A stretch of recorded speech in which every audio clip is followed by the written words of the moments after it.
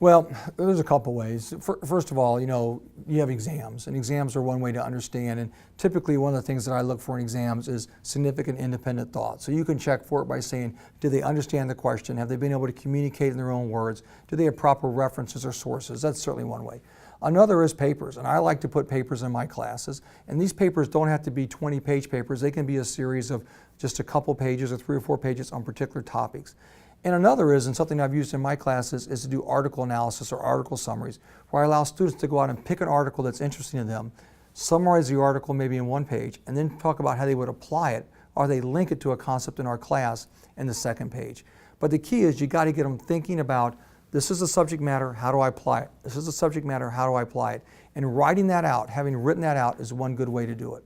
I'll tell you one thing I do that's very helpful, is that I actually post a list of questions in my classes to say, these are things I want you to know by the end of the term. And I'll say, what I'd like you to do is go back and write the answer to each of these questions as we go through the term.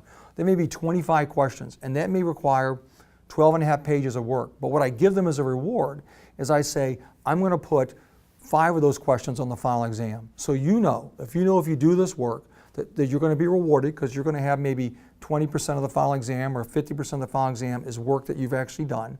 But for the student, they've gone through and actually summarized the class in writing so that they can carry with them for the rest of their class. I also encourage students at the end of each class to do a 1-page summary of the class, 1-page summary that they can put in a file folder somewhere that kind of summarizes the class in 1 page.